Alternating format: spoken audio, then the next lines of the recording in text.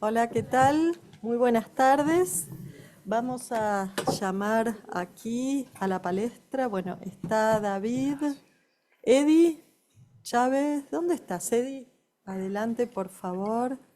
Edi, y no veo... Gabriel no vino. Pensé que iba a venir porque es de Chile. Bueno, muchas gracias, Edi.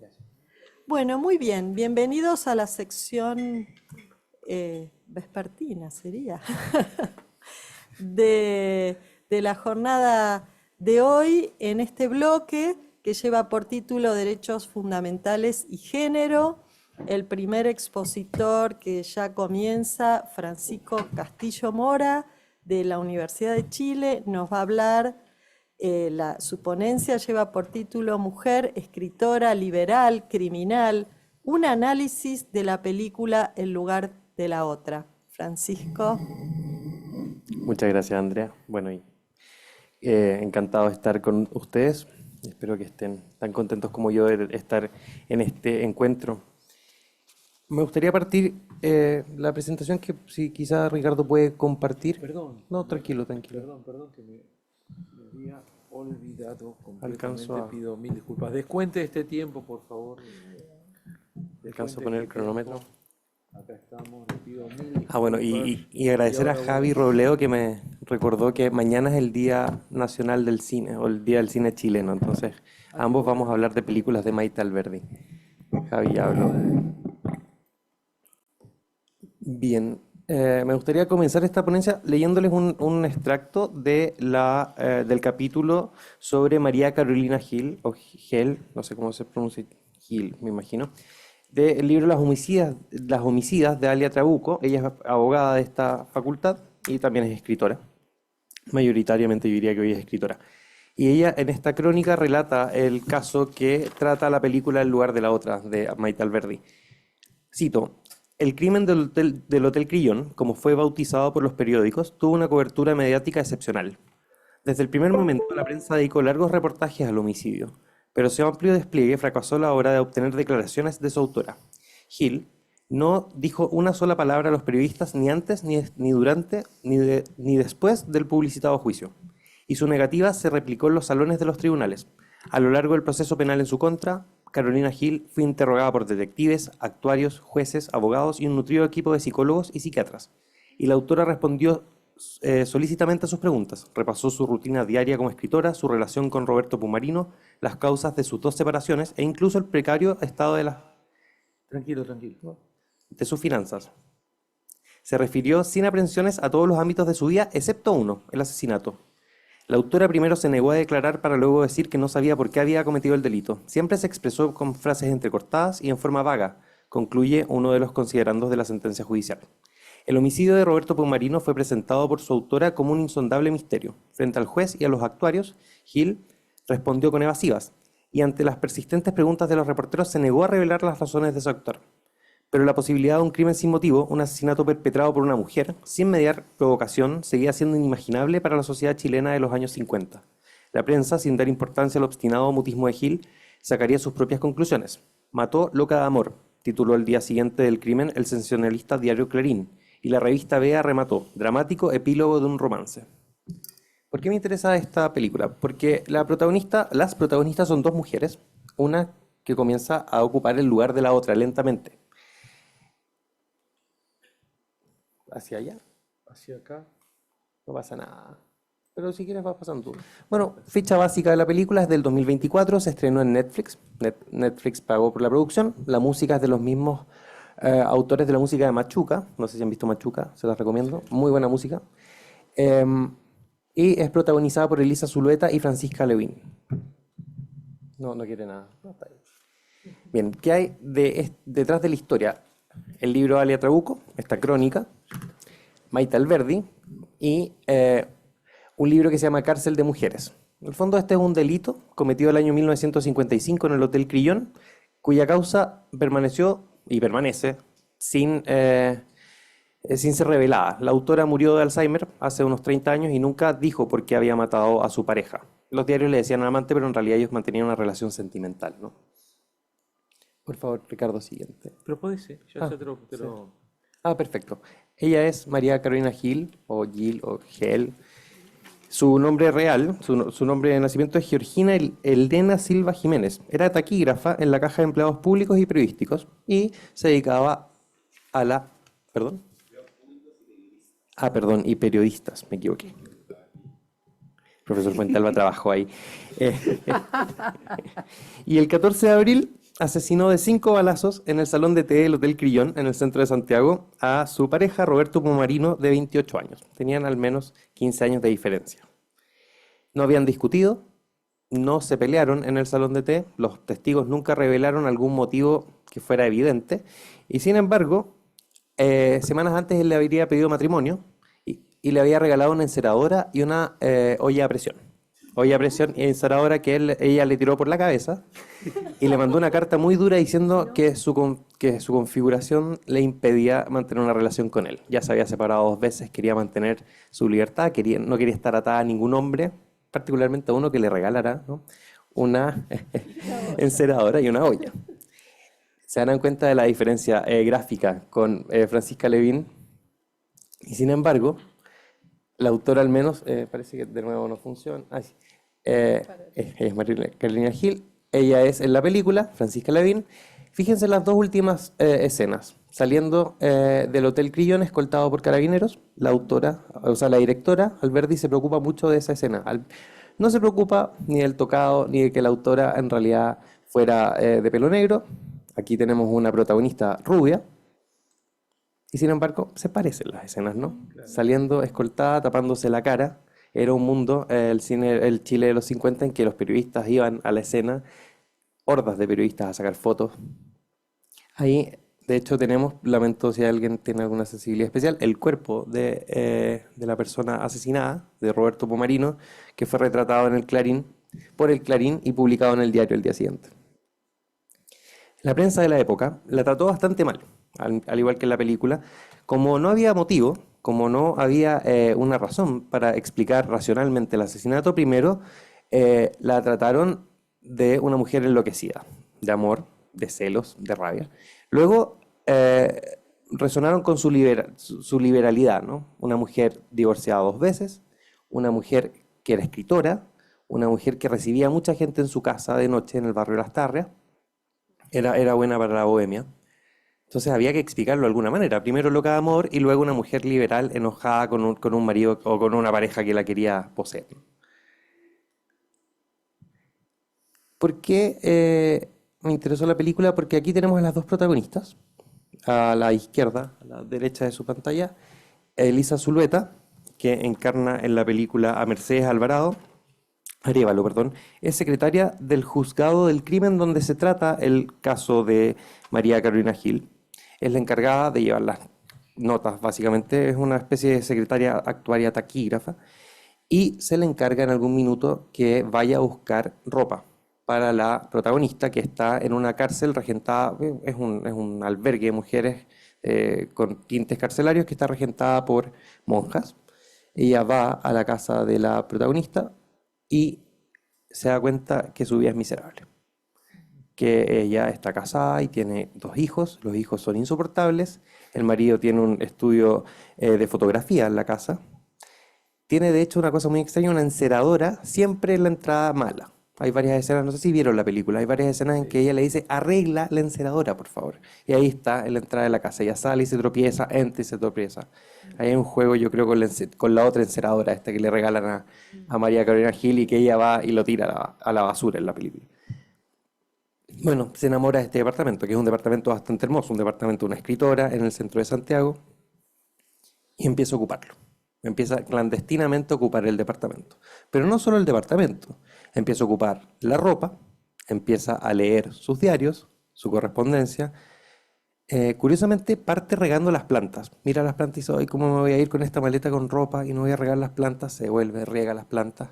Y de a poco se va metiendo en la vida de la escritora, pero es traspasar si uno quiere una frontera intraspasable, porque ni es escritora, ni tiene el dinero que tiene la escritora, ni puede mantener mucho tiempo esta doble vida de vivir en un departamento de lujo en el centro de Santiago y tener que volver a su casa, tener que ver a sus hijos.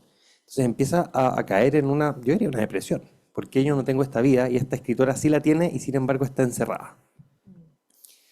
Además, es bien notorio cómo el rol de, cómo el rol de la mujer está absolutamente subyugado al del hombre en toda la película.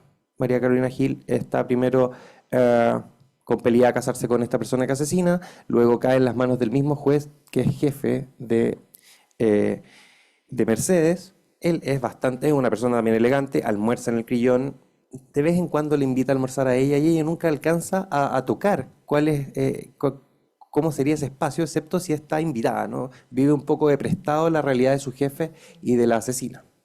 Ahí la podemos ver tomando una fotografía o retratando la escena del crimen con el juez, abajo con su familia y en el lugar de trabajo. Si se fijan, hay una fotografía de Carlos Ibáñez del Campo, el presidente de la época, justo detrás de esa máquina de escribir donde está trabajando ella.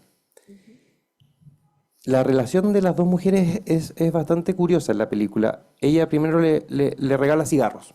La forma en que establecen una comunicación es regalarle cigarros. La homicida, la escritora, pasa de juzgado en juzgado, de oficina en oficina, y lo único que quiere es fumar. Ella le prende los cigarros, le regala cigarros, y luego le va a dejar ropa a la cárcel. Y finalmente, cuando el abogado querellante, bueno, el abogado de la acusación, no había querellante en ese momento, el abogado de la acusación se queja de que estaría en un hotel regentado por monjas, escribiendo más encima, le piden a Mercedes Arévalo, la secretaria del tribunal, que vaya y vea cómo vive. Y ahí se da cuenta, voy a retroceder un poco, que parece que no puedo retroceder, sí, que ella está escribiendo un libro. Y si se fijan en la tercera fotografía, es la fotografía que le toman a ella en el lugar donde está residiendo en la cárcel. La ropa, es su ropa. Es un vestido que yo diría por los 50 bastante lujoso. Y ella realmente escribe un libro que se llama Cárcel de Mujeres y lo lanza mientras está esperando la sentencia definitiva. La condenan finalmente y uno de los argumentos de la condena, de la sentencia, es el libro que escribe. Esta mujer no solo se contentó con matar a una persona en la vía pública, luego no contar por qué lo hizo, más encima se va presa y escribe una novela. O sea, la Corte de Apelaciones de Santiago estaba bastante enojada con ella. De a poco la película va transformando a esta mujer secretaria en una copia de la otra, ¿no? Y la pone en el lugar de la otra. Ahí, de hecho, la podemos ver en el salón de té, leyendo el libro que publica María Carolina Gil en la cárcel, luego en su departamento tomando una selfie de los 50, con una cámara, con el espejo, claro. Y para no usar mucho tiempo, creo que ya he cubierto más o menos todo. Bueno, me parecía interesante ver primero la yuxtaposición de estas dos mujeres, la transposición de la secretaria con la escritora. Nunca alcanza a ser realmente a ocupar el lugar de la otra, solo lo toma prestado. Y la película, sin ser extraordinaria en términos de guión, me parece que es muy buena. Primero, retratar Santiago de los 50, cosa que lo he conversado con hartas personas. Creo que nosotros, al menos en Chile, conocemos, o yo sé menos, de los 50 en el país que, por ejemplo, de 1945 en Alemania, digamos. El imaginario chileno sobre 1940, 1950 es bien borroso, al menos desde la historiografía. Esta película ha tenido la gracia no solo legal, sino también cultural de rescatar, por ejemplo, en la revista del domingo pasado, el hotel donde se cometió el delito, el hotel más elegante que tenía Santiago, un rescate en una revista de circulación nacional, y luego, la semana siguiente, la actriz. La revista, la película ha relanzado a esos dos temas, la actriz Elisa Zulueta, que es bastante joven, y también el Hotel Crillón, que todavía ustedes lo pueden conocer si andan por el centro de Santiago. Hay una galería comercial hoy, principalmente dedicada a la venta de camisas y artículos de hombres. Y si es que se dan el tiempo y quieren bajar un poquito por el Parque Forestal, también pueden ver, ahí hay una escena de la película.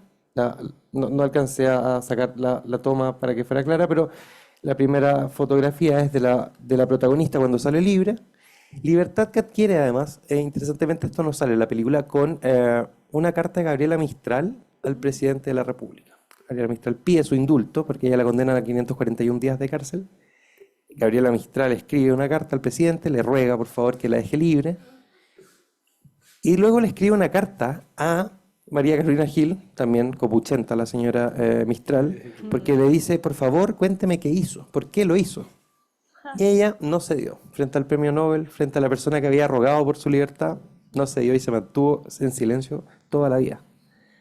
Bueno, si es que quieren, aquí está la carta. Y yo saqué esa foto, creo, caminando con el profesor Fuentealba hace un par de días en Las Tarrias. El edificio está ahí. Es de los edificios que todavía se pueden ver en el centro de Santiago. Yo creo que ese es de los 40, pero utiliza escenas de Santiago actual. Por supuesto, transformado a la época, pero me parece interesante que esas películas también nos permitan una visión de la historiografía y también de la estética de la época que rara vez nosotros vemos, porque somos más adictos a ver películas extranjeras que nacionales. Me parece que ahorré tiempo o no. Sí, perfecto. Perfecto, muy bien. Perfecto. Gracias, Francisco. Muy bueno y lo bueno es y breve, ¿no? David, te hago una pregunta. ¿Vas a estar mañana a la tarde? ¿Cómo se pronuncia? ¿Te interesaría exponer mañana a la tarde en la exposición de cierre, que hay un poquito más de tiempo? Bueno, está bien. Digo, porque por si Bueno, era no un nos nombre alcanza inventado. el Me imagino tiempo. que lo habrá pronunciado O sea, como, quédate como ahora. quisiera. Y por si no nos alcanza el tiempo, lo usamos a David como válvula, como Bueno. posibilidad de... Si él Entonces, aceptó. igual quédate, pásate al lugar. Entonces, ¿vas a ir a las 5:15 a la puerta? Nos comunicamos por el WhatsApp. Yo lo recibo. Vale, a las 5:25 estamos allá con la gente. Gracias, muy buena exposición. Muchas gracias, Francisco. Entonces pasemos a Seguimos. Estefanía Cuello. Muy bien. Entonces pasamos a Estefanía Cuello. ¿Estás por ahí, Estefi? Ahí estamos. Sí que está. Estefi va a hablar sobre los roles femeninos en la era del despertar, China 2023. Estefi, cuando quieras. Gracias, buenas tardes a todos, a todas. Voy a compartir 20 pantalla. minutos, por favor. Bueno, yo lo que les traigo es un golazo chino. Les cuento, para los que no la vieron, La Era del Despertar es una serie china, una superproducción que surge a partir del centenario de la creación del Partido Comunista Chino. Ahora, este año, en 2024, se cumplen exactamente 75 años de la creación de la República Popular China. Los estados que nuevos relativamente, los que son del siglo XX, como Alemania, China, etcétera, tienen algunas particularidades en su vinculación con las agendas del sufragismo particularmente y de los movimientos de mujeres. Entonces a mí me pareció muy interesante rescatar desde este incursión en el cine asiático que venimos trabajando, esta serie en particular, porque el periodo que trabaja la serie es exactamente el momento en el que se cuestionan ejes trascendentales para lo que va a ser la situación de las mujeres en China. El centenario de lo que fue la creación del Partido Comunista Chino, que fue durante la pandemia, fue increíblemente fastuoso. Y dentro de esa, no sé si fastuosidad es la palabra que le gustaría a los chinos, dentro de esa gran conmemoración entró el estreno de esta serie como superproducción, que se va a anclar en un gran desarrollo de superproducciones que se van a producir desde el 2021 hasta ahora para fomentar una especie de neopatriotismo, por decir nacionalismo es un poco fuerte en el caso de cómo lo interpretan los chinos, sino un neopatriotismo chino para fomentar que después de la pandemia el consumo turístico interno y hay una revalorización de la tradición confuciana y de algunos valores chinos que nunca estuvieron muy en discusión, a pesar de que justamente el movimiento de la nueva juventud, que es lo que trabaja la serie de la Era del Despertar, va a ir relatando. Eh, en el 2021, China anunció oficialmente que sacaron, desde que se abrieron al capitalismo, 800 millones de personas de la pobreza, y a partir de 2021 China habría erradicado la pobreza extrema. Y esto fue reconocido incluso por la ONU, por FAO, etcétera, más allá de que desde Occidente el tratamiento del asunto chino es muy crítico por el peso y el relevamiento geopolítico que tiene China. La realidad, aparentemente, es que a fuerza de infraestructura y diseño de políticas públicas de inclusión, incluso de traslado de población, se habría erradicado la pobreza extrema y se estaría trabajando con otros ejes de pobreza estructural, dentro de lo que hay una especial atención a incorporar. Primero, un nuevo diseño normativo, después el sintagma de derechos humanos, interpretado con modalidades chinas, y bueno, el concepto ya universal de desarrollo humano y una nueva manera de entender los derechos de las mujeres, que no tiene que ver con el occidentalismo, por más que habría una censura de ciertos movimientos de tipo occidentales, feministas o cualquier movimiento que altere cierta perspectiva patriótica nacionalista en un estado hipervigilante como China es mal visto. Así que bueno, China declaró en el 2021 que para continuar con su desarrollo va a necesitar que haya paz mundial. Y también hace un planteo de la necesidad de la armonía de la familia.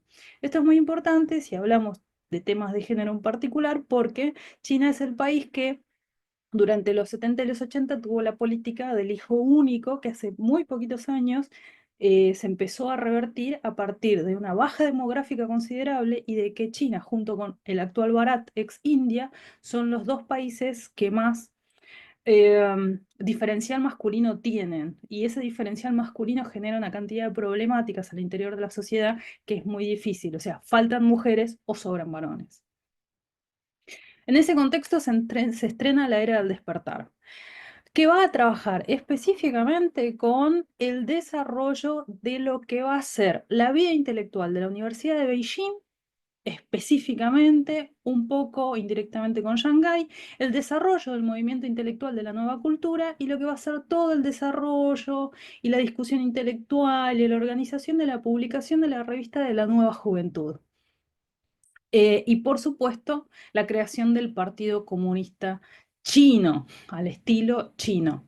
La particularidad de esta serie, a mí me llamó mucho la atención, es que intentaron urgentemente traducirla al español, o sea, está pensada para que Occidente la interprete y la entienda. Es la versión oficial, de alguna manera, de las discusiones intelectuales del surgimiento de los primeros marxistas en la vida intelectual de la Universidad de Beijing a principios del siglo XX. ¿Cuáles eran las discusiones? ¿Cómo eran los procesos de traducción? ¿Quiénes eran los intelectuales más influenciables? ¿Cómo surge el cuestionamiento a lo antiguo y la discusión de qué es lo moderno en esta búsqueda de modernizar esta China milenaria? Acá podemos ver, bueno, la tapa del primer número de la revista de la Juventud, salía en francés también y después también se tradujo al ruso, está traducido a varios idiomas.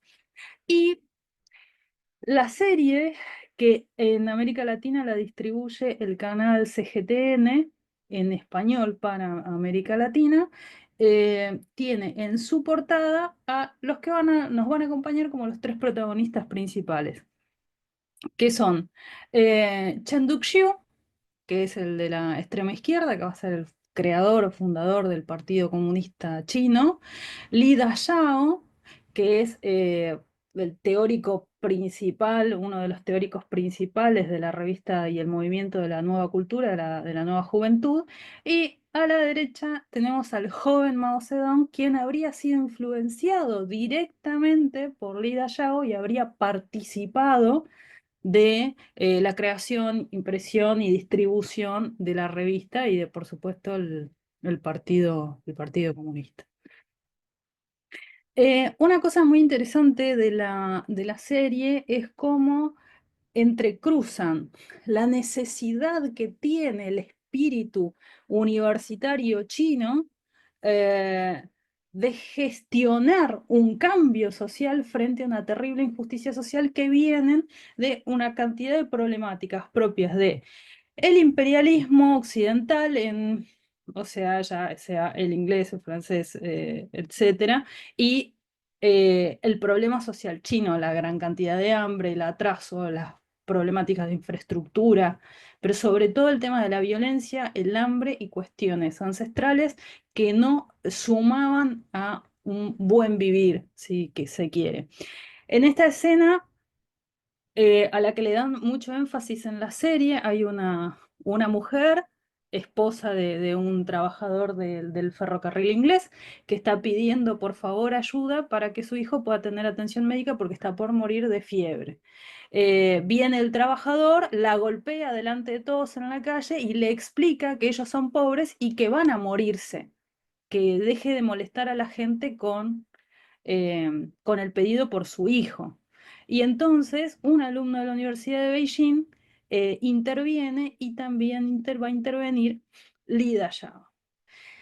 En los diálogos de esta sensibilización, donde finalmente Li Dayao empeña sus zapatos de cuero con los que viene de Japón, a donde había ido a hacer un posgrado, y logra pagarle la consulta médica, que es la última viñeta que vemos acá, tiene una conversación con el obrero y con esta madre afligida sobre la situación del proletariado en China.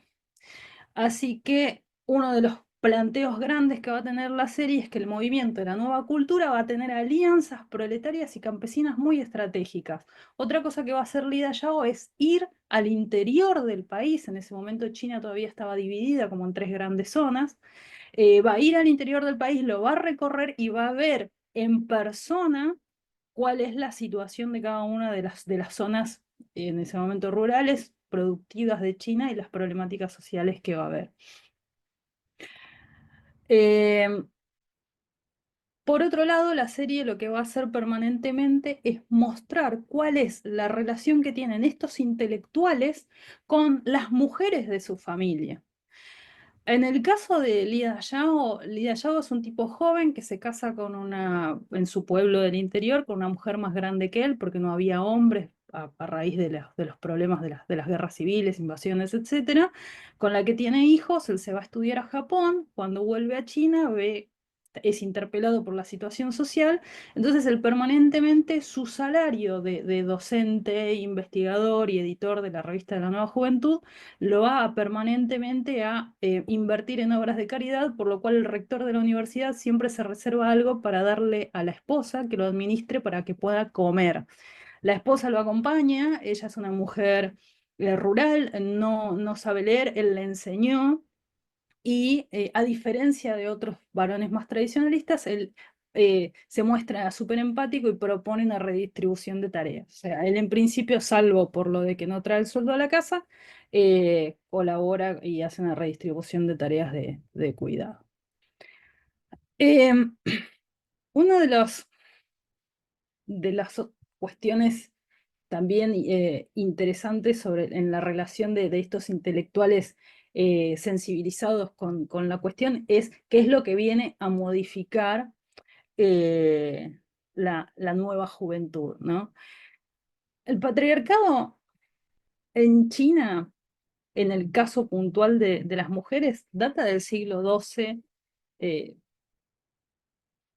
tiene miles de años, o sea, tiene más de 10.000 años, no es una novedad, tiene características muy específicas. Una, por ejemplo, una costumbre que se va a abolir con la institucionalización de la República Popular China es la costumbre del vendaje de pies, lo que también se conoce en algunos lugares como pies de loto, para que la mujer tenga una reducción de movilidad. Y bueno, la propuesta de la patria potestad compartida, cierta igualdad en la pareja, la posibilidad de elegir la pareja, por más que en China todavía hay una costumbre de entender el contrato matrimonial con una deuda, con un deber de honor de los hijos hacia los padres. Bueno, la posibilidad del divorcio, que eso cambia con la ley de matrimonio de 1950, un paquete de leyes vinculadas, y bueno, la posibilidad de participar de cargos selectivos y elegir.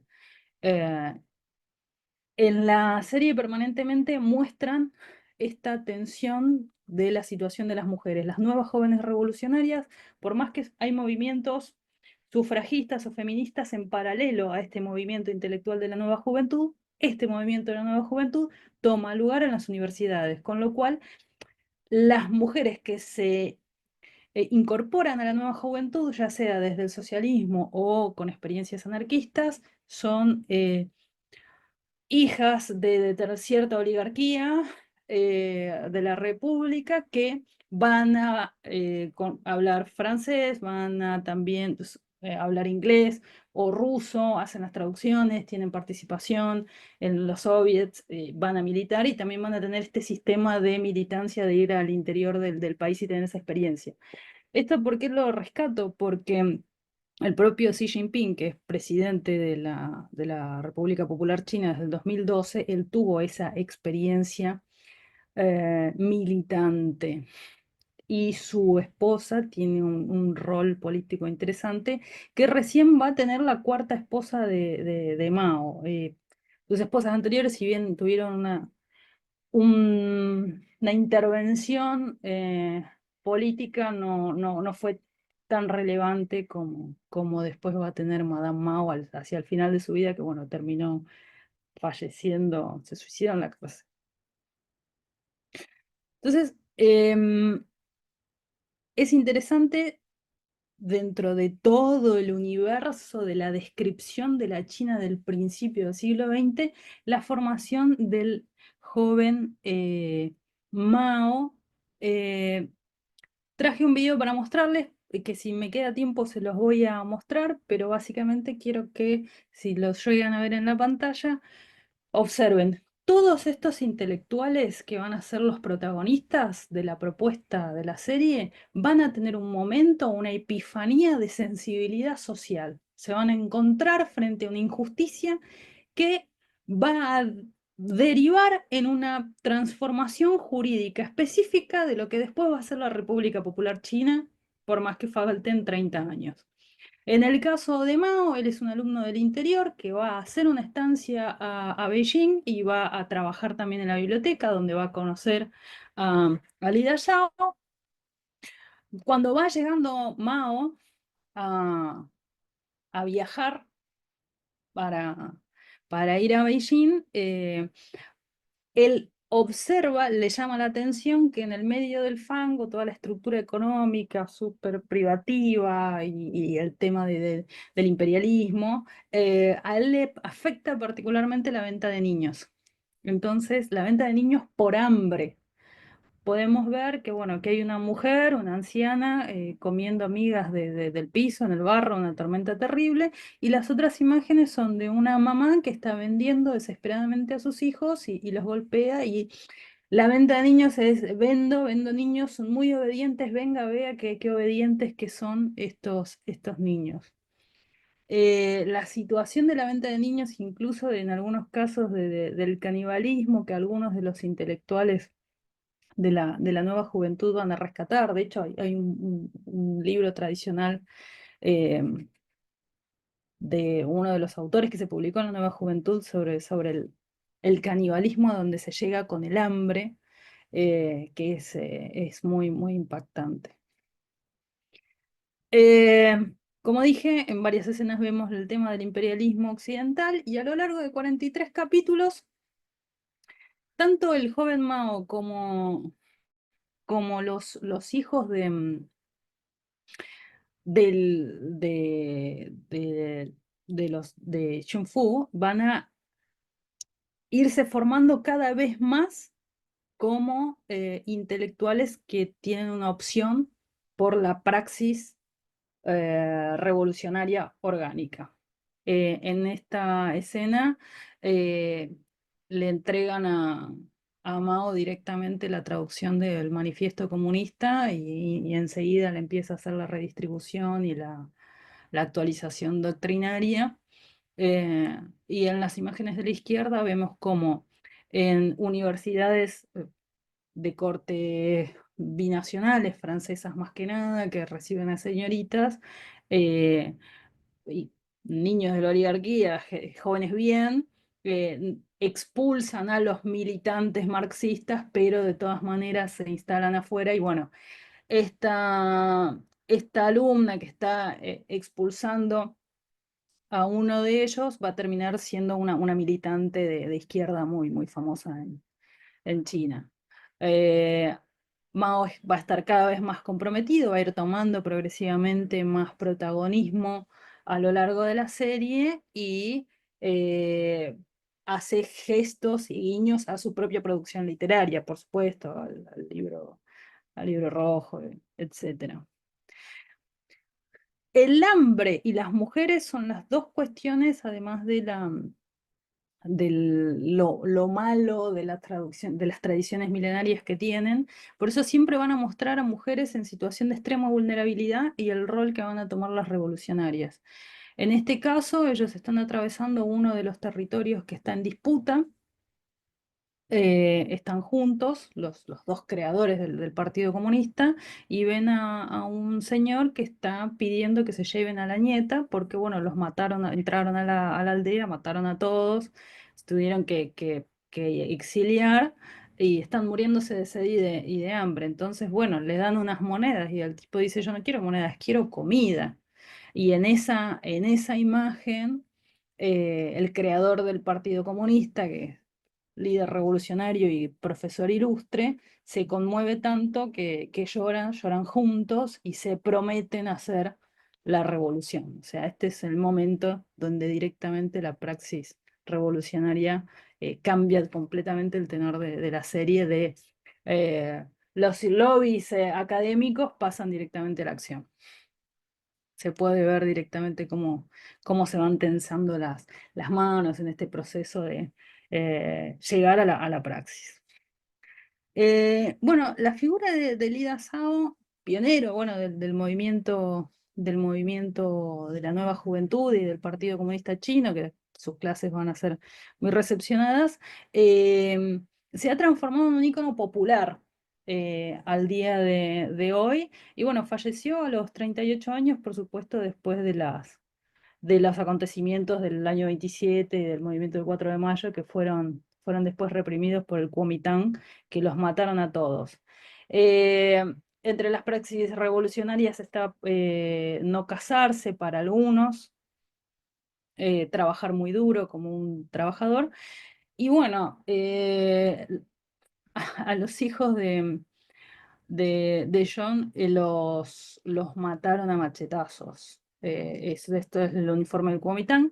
Entonces, bueno, el movimiento de mujeres marxista de esta primera época va a tener grandes cambios en concientizar sobre todo a las mujeres campesinas, obreras, en cuestionarse lo que es el trabajo femenino, van a participar activamente del Partido Comunista Chino, pero al estilo chino, que es muy, muy particular. Así que las dificultades frente al sistema patriarcal son las de siempre, una asimetría ontológica que los chinos plantean que no lo resuelven. Así que muchísimas. Steffi, eso, 2 minutos te iba a decir, pero está bien, perfecto.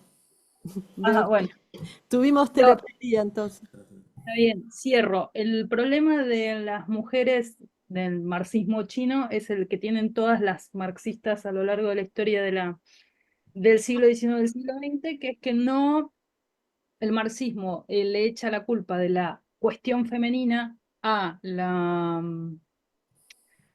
distribución de la riqueza y no a otras situaciones tomadas por la filosofía más idealista. Así que bueno, muchísimas gracias. Les mando el video. Gracias. Muchas gracias. Bueno, ahora invitamos al querido Edi Chávez Huanca, ¿sí? Del Centro de Estudios Constitucionales del Tribunal Constitucional de Perú. Y Edi nos va a hablar sobre las transacciones jurídico-sociales en el cine, la gran sangre como garantes de la paz. Edi, 20 minutos, por favor. Muchas gracias. Bien, voy a poner mi cronómetro también. Bien, ante todo, mis agradecimientos a los organizadores, a la Universidad de Chile. Ahora ha sido diferente que la primera oportunidad que vine aquí.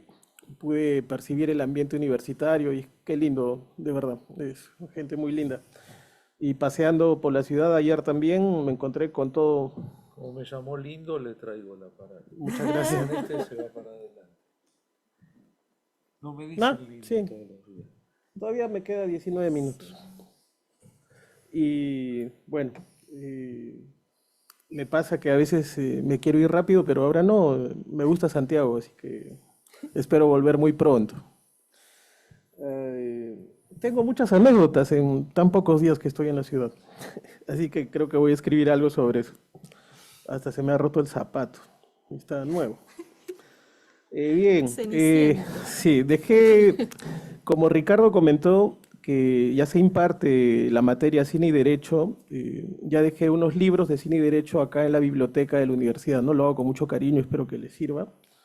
La señora me dio una tarjeta para agradecer, pero ya perdí la tarjeta, ¿no? Bueno, eso no importa, creo. Ah, bien, el título, ¿no? La gran sangre. Muchas veces escuchamos estas conferencias y no hemos visto las películas, ¿no? Creo que para el próximo evento hay que mandar un enlace previo con todas las películas y todas las que podamos ver, ya venimos con eso, ¿no? Yo puedo ayudar en eso. Bien, ¿por qué la gran sangre? Estoy en los últimos años un poco escogiendo películas de mi país, de Perú. No tanto porque fomentar una visión provinciana de las cosas, sino trato de encontrar una atención, ¿no? De lo que se viene haciendo en mi país. Y también les estoy mirando a Bolivia, ahora a Chile. Eso es lo que estoy tratando de hacer, ¿no? Esa es la primera justificación. La segunda es de que, ¿por qué el título de la ponencia, no? Transacciones, o sea, cada cierto tiempo uno se va enterando que comienzan a aparecer grupos que actúan al margen de la ley, pero el punto es que podría existir tolerancia social, ¿no? Y eso está grave, ¿no? O sea, ¿por qué y en qué momento ocurre una tolerancia por parte de la sociedad frente a grupos que comenzarían a hacer el trabajo de manera ilegal, de aquel trabajo que deberían hacer las instituciones, como la Policía Nacional o las Fuerzas Armadas, qué sé yo? ¿Qué dicen de la película? Bueno, no tiene muchas críticas favorables la película, ¿no? Son críticas que señalan que es una película pésima, muchos de ellos dicen. Pero la crítica es importante, esa pregunta la dejo abierta. Importante, hay un mexicano que me gusta, no él, sino lo que escribe, es Guillén se apellida. Su libro se llama La Sala Oscura. Me gustó el capítulo que le dedica a la crítica. ¿Quiénes son los críticos para decirnos qué ver o qué no ver? Habría que escoger entonces a los críticos. La observación que viene aquí para, lo digo con mucho respeto a todos nosotros, sería pasar de la crítica al análisis cinematográfico del derecho, ¿no? Esa sería una amigable observación. Luego, lo que me gusta de la película son dos cosas, ¿no? Por un lado, algunos planos, y por el otro lado, el quiebre de la trama, ¿no? Ya, dos, ahí nada más. ¿A qué película se parece La Gran Sangre? Un poco para ubicar al auditorio. No sé si han visto acá en Chile, o los que nos escuchan no sé de dónde. Los Magníficos, la serie de televisión, ¿han visto Los Magníficos?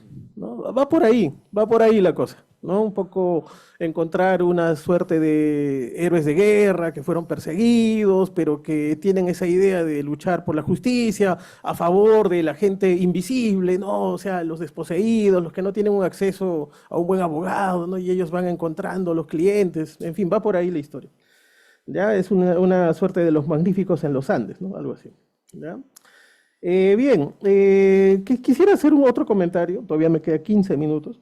No sé qué voy a hablar en 10 minutos porque esto se va a acabar rápido. En la mañana se mencionó, ¿no? La versión que el cine da de las cosas. Ahí hay varias teorías, ¿no? Por un lado hay toda una corriente que habla de lo que viene a ser las teorías realistas, ¿no? Los que redimen un tanto lo que pudo haber sido, ¿no? Pudieron haber sido los hechos.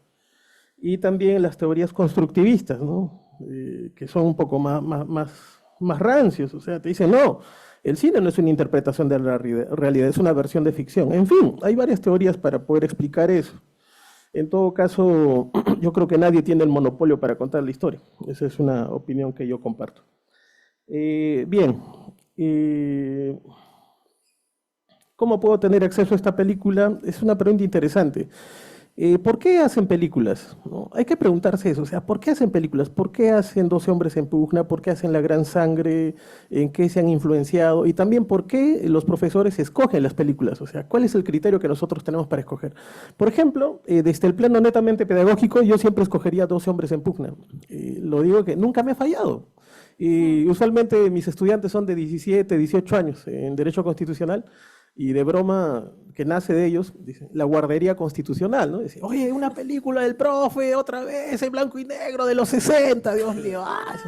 Pero la ven y me dicen, no he parado, no he parado. En una habitación, 12 hombres discutiendo, esto es fabuloso, ¿no? Entonces creo que puede haber consenso entre profesores y estudiantes para escoger qué películas vamos a ver en el Cineforo.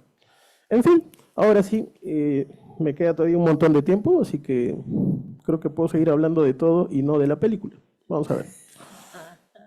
Esto ya está avanzando. Es que acá yo tengo otra ruta, yo como un nerd acá. Buenas tardes. No, esto ya está. Esto, ¿no? Esto de acá. Objetivo, metodología, temas, analizar contexto, objetivo general, objetivos específicos. Hay que tratar de desarrollar esto, pero sin que se aburran los estudiantes, ¿no? O sea, ¿por qué vamos a ver la película? ¿Qué metodología vamos a usar? ¿Qué contexto le vamos a dar a esta película? De repente invitamos a un experto de algo, ¿no? ¿Cuál es el objetivo general de esto? ¿Cuáles son los objetivos específicos? Hay que tratar, pero sin aburrir. Luego, esto de acá, muy brevemente, porque lo he venido escuchando desde el día miércoles, ¿no? Escucho a mis colegas que hablan de que el cine es una herramienta educativa. Bueno, es una manera de ver y está bien, estoy de acuerdo.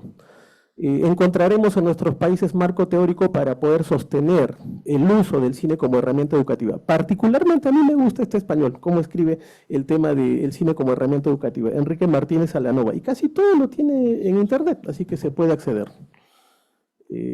Luego, él también señala, y esto también es un énfasis que escucho a mis colegas y que comparto, de que el cine va más allá de la didáctica tradicional, ¿no? Sin desmerecer la didáctica tradicional. Luego, también la idea de que este recurso didáctico se combina con entretenimiento. Yo creo que hoy más que nunca el tema del entretenimiento es algo que hay que valorar, ¿no? No digo estar ocioso, sino valorar el ocio, ¿no? Y acá viene este caballero español, Juan Antonio Gómez García, que tiene una colección de cine y derecho muy interesante, bajo la editorial Sindéresis, que ya un poco va delimitando cómo trabaja el cine a favor de la filosofía del derecho, ¿no? Ahora voy a mencionar. Esta sería la imagen más importante. Lauro Zavala es un teórico del cine, ¿no? Yo recomiendo bastante que puedan acceder a ellos, a los que les interese un poco delimitar cómo se deben analizar películas. Y él hace una distinción entre el cine para el análisis interpretativo y el cine instrumental. Y entonces lo que más hacemos, de lo que yo he visto y lo que yo también hago, es usar el cine como un instrumento. Habría que ver en qué momento vamos a hacer un análisis interpretativo del cine a favor del derecho. Quien lo está haciendo, y que se presentó ayer, fue el maestro Martín Agudelo, ¿no? De Medellín. No sé si recuerdan, ayer tuvo problemas con las PPTs. Ahora también escuché que se hablaba del factor emocional que conecta a la película con los estudiantes, ¿no? Como un abrebocas para poder compartir las ideas. Sigue valiendo este autor, Turi Cornejo, ¿no? El cine nos aporta algo diferente para la enseñanza del derecho. Este artículo es muy bueno para quien está empezando a hacer estas intersecciones. En fin, va terminando esta larga entrada, ¿no? ¿Qué ofrece el cine a los estudiantes? Me quedo con esta frase, ¿no? El cine ofrece elementos directos para la intuición e idética, Más o menos es percibir o imaginar imágenes mentales claras y vividas, así como la intuición de las esencias o las estructuras esenciales de las cosas.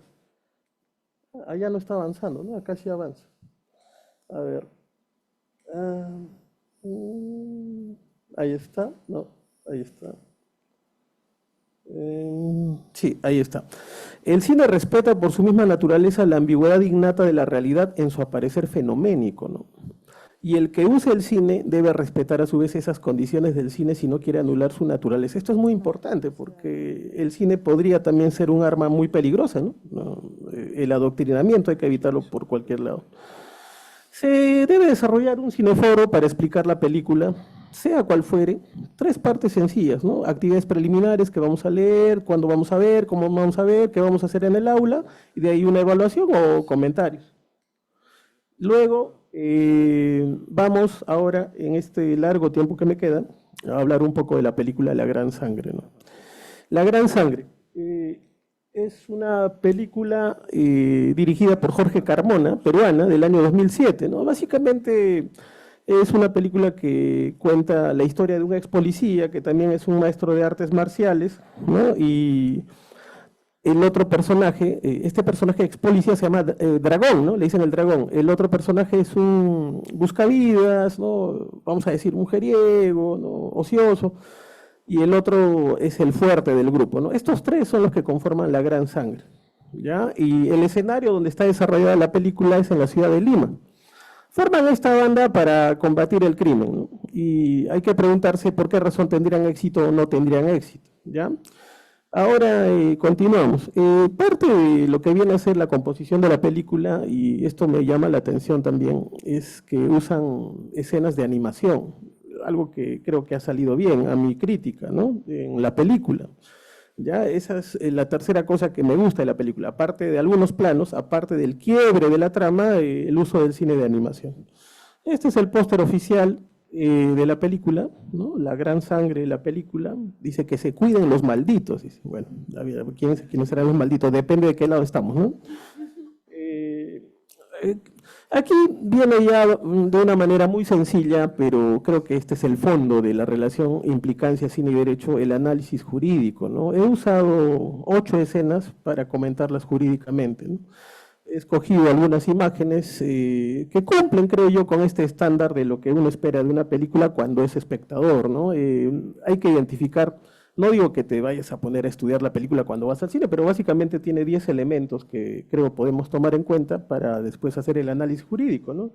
El inicio, ¿no? Cómo empieza, cómo se usan las imágenes, algo que se mencionó y me gusta mucho, qué se hace con el sonido, se acompaña o solamente es adorno, la puesta en escena, la edición, que es un trabajo realmente inmenso, qué género es, ¿no? Se discute mucho en los teóricos de cine y derecho hablar del género cine y derecho, sigan discutiendo, pero el gran problema de los abogados que se dedican a eso es que no le están prestando atención a la teoría cinematográfica, ¿no? ¿Qué tipo de narrativa tiene? ¿Qué tipos de intertextualidades hay? Si hay o no ideología y cómo es el final, ¿no? Más o menos hay que encontrar esas cosas. En este diálogo, por ejemplo, este personaje, La Gran Sangre, busca a su maestro, ¿no? Dice, tengo miedo, ¿no? Déjate guiar por tu corazón, algo romántico va por ahí, ¿no? Y dice, solo los imbéciles no sienten miedo, ¿no?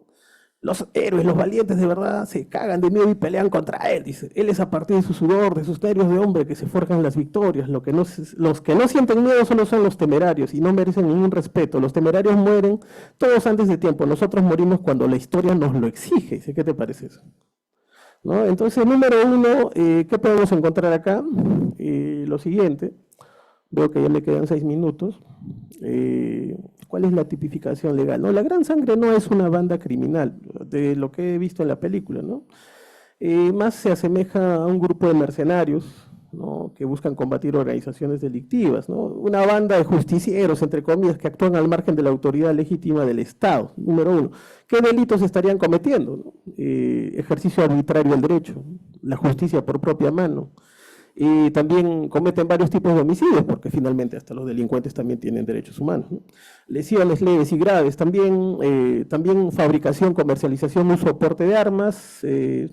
¿Terminarían siendo una organización criminal? Bueno, finalmente puede sonar a contradicción, Sí, podríamos discutir en el aula, ¿no? Hasta qué punto y qué tipo de organización criminal terminaría siendo la Gran Sangre. Sino el debate es por qué tiene aceptación este tipo de organizaciones cuando el Estado falla, ¿no? Bien, en el caso de la escena que hemos visto, se está discutiendo el derecho a la vida, ¿no? O sea, desde la concepción humanista de Carlos Fernández Cesarego, por ejemplo, el derecho a la vida es un don divino, ¿no? La idea del derecho que tiene como fin al ser humano, ¿no? Uno no puede disponer de su vida. Por otro lado, también hay un escenario de coacción en lo que le dice su maestro a su alumno, ¿no? Eso está tipificado al menos en el Código Penal peruano. Segunda escena, que está en la obra Mito 1, segundo 5, Rocha le dice que es no sé por qué tiene que ser colombiano, en fin, dice, no, el traficante que está andando por la selva del Perú, ¿no? Llevando la droga, dice que gana $200 millones, la policía no lo puede atrapar, le tienen miedo, pero la Gran Sangre sí puede ir por ellos, ¿no? Y el soldado infiltrado le dice, no me arrepiento, es más, por mi país lo volvería a hacer, porque perros como tú no deberían existir, ¿no? Este policía cayó, estaba infiltrado, ¿no? Y este jefe del narcotráfico le dice que no lo va a perdonar porque es un traidor. ¿Qué delitos estarían cometiendo acá? ¿No? Atentado al derecho a la vida, ¿no? Nuevamente la coacción. Podríamos encontrarnos en un escenario de homicidio calificado, de secuestro también. Y hay otra escena que me parece un poco ya, no sé a dónde ha querido llegar el director y el productor de la película, pero atacan también a una población aborigen del Perú, ¿no? A un grupo de Ashanincas, ¿no? Los matan. Entonces se podría estar configurando la razón de por qué han matado a este grupo, si podría haber o no genocidio, por ejemplo. Me llama mucho esto la atención, pero me parece algo forzado en la película. En fin, esto de acá. Luego, Dragón, el jefe de la Gran Sangre, dice, esto es demasiado, esto tiene que acabarse, ¿no? Es nuestra raza, nuestra sangre, dice, este es el Perú que no conocemos, el Perú que nadie quiere conocer. Yo creo que está exagerado, ¿no? ¿Cómo uno no va a conocer esa parte? No es tan fácil de llegar ahí. En fin, no, muy romántico, creo que como para turistas, ¿no? Este jefe de la mafia, que se llama, un ratito, se me ha apagado el micrófono acá, no, el cronómetro, me quedan 3 minutos. Este señor Rocha, el colombiano, dice, escúchenme bien, las personas que están dentro de estos ataúdes murieron porque no aceptaron mis reglas. En esta ciudad nadie hace nada, si no lo ordeno yo, nadie puede enfrentarse conmigo. Dice. Bueno, en esta escena, lo que podemos encontrar acá, de lo que he anotado, es lo siguiente, ¿no? O sea, esto no existe democracia, ¿no? Es un delincuente, o sea, nuevamente la coacción, nuevamente el atentado a la libertad personal, ¿no? Y a la autonomía de cada uno, o sea, él va a decidir por los demás. Bien, luego, en la otra escena que he destacado para poder compartir con ustedes, es esta de acá, ¿no? Dragón, encontrándose con la población ashaninka, le dice, solo quiero que recuerden una cosa, ustedes también son peruanos y tienen los mismos deberes y derechos que los demás, sabemos que vivimos en un país con muchas razas, creencias, ¿no? Bien romántico, Dragón. No sé si lo están entendiendo, porque no todos los ashaninkas hablan castellano, en fin. Luego, esta parte muy cinematográfica, ¿no? Yo creo que esto de acá, y esta es la diferencia con el mainstream hollywoodense, de una mala película que puede ser de Hollywood, pero que tiene efectos especiales bestiales, marca la diferencia. No sé si han visto Transformers, cuando se hizo en Cusco, el choque de Optimus Prime, chocaron como 3 trailers, eso ha costado un montón de plata, ¿no? O sea, un solo efecto especial, desde mi modo de ver, de una mala película puede marcar la diferencia. Bueno, esa es una opinión muy personal. Ahora el final rompe los esquemas porque no tiene un final feliz, o sea, no es que la Gran Sangre triunfa, al final se le ve al narcotraficante, no sé por qué es colombiano, no sé, de verdad, ¿no?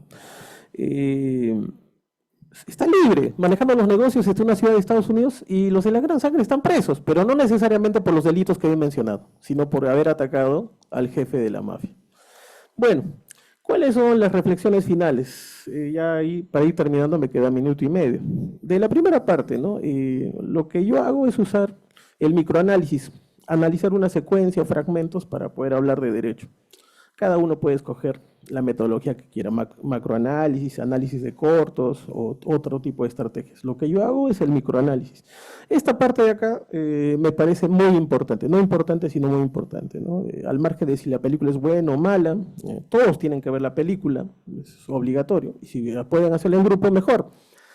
Si el análisis va a seguir siendo instrumental, hay que identificar siempre el objetivo, ¿no? ¿Qué uso le vamos a dar? Si solo es para recrearse, para el análisis jurídico, ¿qué metodología vamos a usar? Al menos esos 4 elementos. Ya lo del análisis formal lo dejo de lado, creo que en algún momento podemos hablar en particular sobre el tema. Identificar entonces qué tipo de preguntas le vamos a hacer a los alumnos para poder aprovechar esta reunión, ¿no? Si te gustó la película, eso va más para recreación. Hay que hacerlo, está bien. La crítica, ¿es buena o mala la película? Muy bien, pero hay que pasar al análisis, ¿no? ¿Qué es lo específico de esta película? ¿Qué delito se cometió en esta película? ¿Qué te pareció esa escena de los Ayanincas, ¿no? ¿Qué tipo de interculturalidad se está dando? Hasta ahí podemos llegar. Lo de la teoría, repito, lo podemos dejar para otro momento.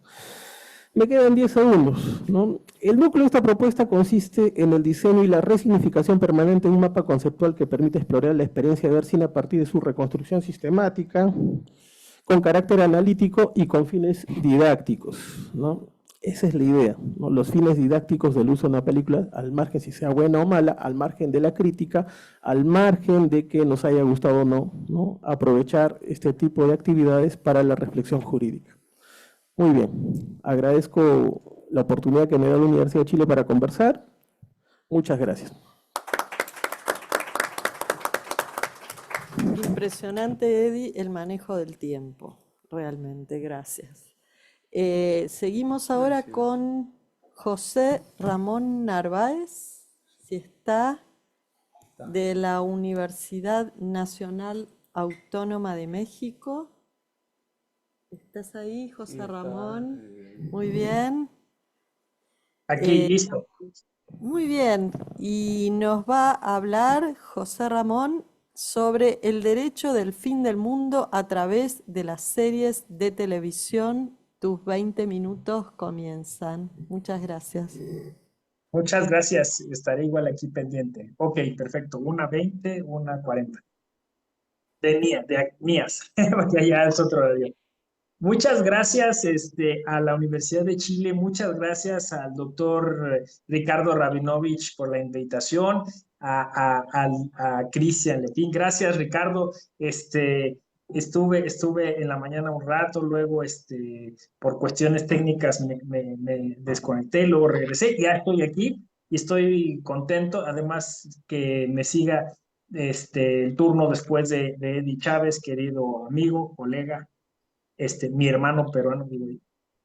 Así que haciendo acto de presencia en la Red Iberoamericana de Cine y Derecho, y yo propuse este tema que, bueno, pues he venido trabajando, digamos, en los últimos 6 meses, como una categoría ahí curiosa para, pues, poder sobre todo incentivar a los estudiantes, ¿no? A las estudiantes que empiecen a pensar de otro modo.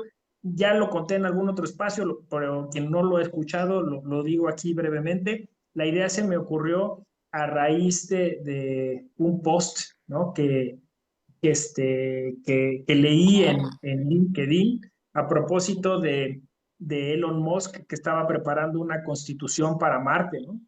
Y que, pues, básicamente están ya preparando toda la infraestructura jurídica para irse allá. Y hay algunos colegas ahí constitucionalistas que son los que siempre están como en esos temas, planeando, ¿no? Abandonar la Tierra. Y a mí se me ocurría bueno, pues que los que nos vamos a quedar aquí, pues vamos a necesitar un derecho, ¿no? O sea, para ellos esto ya no tiene salvación y hay que mejor ir pensando cómo va a operar jurídicamente las plataformas marinas o los búnkers o otro planeta, ¿no? Entonces, le llamé esto derecho para el fin del mundo. En ese derecho para el fin del mundo, pues hay que empezar a considerar por lo que ya sabemos, ¿no? El cambio climático, la escasez de agua, todos los problemas que vamos a tener a raíz de estas catástrofes, la migración, las guerras, ¿no? Todo eso. Pudimos hacer un congreso que los estudiantes denominaron apocalíptico, derecho apocalíptico le pusieron. Me pareció afortunado.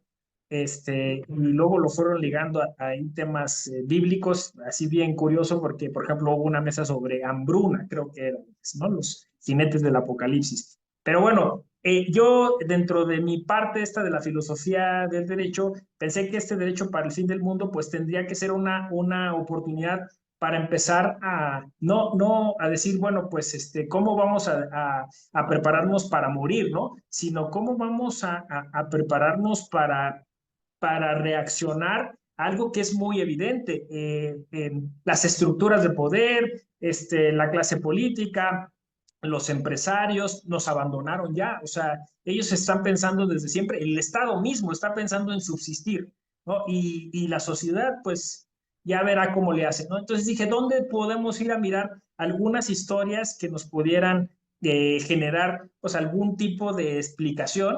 Y pues obviamente se me ocurrió que podía ser estas narrativas audiovisuales de la cultura pop, concretamente pues series de televisión y cine. De hecho, con los propios estudiantes hicimos un ejercicio, una clase, cada quien trajo su serie favorita y explicó desde su perspectiva cuál era el derecho subyacente dentro de esa narrativa, ¿no?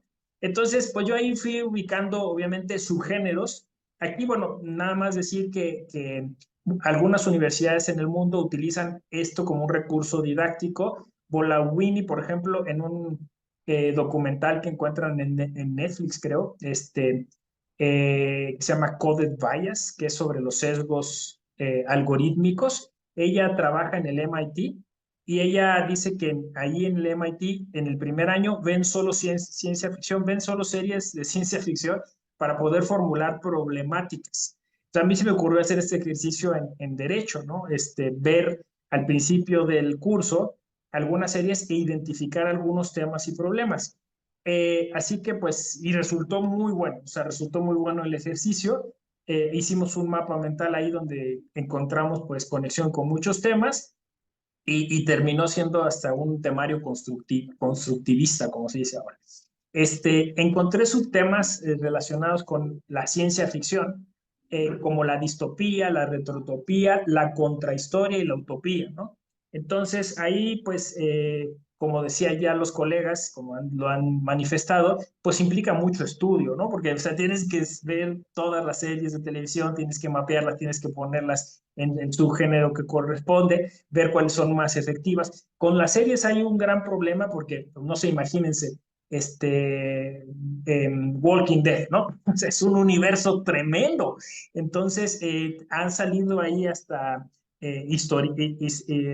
novela gráfica, hay spin-off. Entonces, es muy complejo porque se empieza como a pulverizar. Entonces, pues hay muchos ejercicios, o sea, hay diferentes derechos, ¿no? Hay ejercicios un poco más autocráticos, unos más democráticos, pero pues casi siempre estas hipótesis que plantea la ciencia ficción supone pues llevarnos a un momento de crisis, es decir, ponernos en el fin del mundo para ver ante esto que nos genera pues de alguna forma ansiedad, perplejidad, incluso pues nos pone en crisis, ¿cómo reaccionaríamos, ¿no? Y pues normalmente, digo, casi siempre se piensa, o lo que más vende, digamos, en términos de mainstream, pues es como esto de el hombre o las personas somos buenas o malas por naturaleza, entonces unas que reaccionan muy bien, otras que reaccionan muy mal, y luego estos como giros dramáticos, ¿no? El que parece que es muy buen líder, al final resulta que es el villano más terrible, y así vamos viéndolo en estos ejercicios, ¿no? Lo que yo ahí detecté es que a nivel de interpretación, incluso ya le llamamos en algún taller por ahí, mediación cinematográfica, o sea, los estudiantes hacen un ejercicio bien interesante de imaginación. Utilizan su cerebro como una especie de máquina del tiempo, ¿no? O sea, empiezan a ir de atrás hacia adelante y cuando uno les dice, ¿estás consciente de ese ejercicio? O sea, ¿te estás imaginando algo que no existe? Se sorprenden mucho y les, pues como que se enorgullecen de poder hacer ese ejercicio, ¿no? Así que era muy natural que si el cine y las series trabajan con esto, nosotros empezáramos a formular esto en términos de una competencia docente que es la imaginación. O sea, decir, ¿qué papel juega la imaginación dentro de la didáctica jurídica? Y decirle al estudiante, estás imaginando, eso que estás pensando no existe. ¿no? No existe, pero claro, eventualmente tú estás tomando elementos que has leído, que has visto en algún lado. Este es otro ejercicio muy interesante porque incluso no se necesita, pues, como esto, ¿no? Vamos a hacer un control de lecturas, tienes que haber leído todos estos libros, sino que jugamos con los propios elementos que a los estudiantes les gustan, ¿no?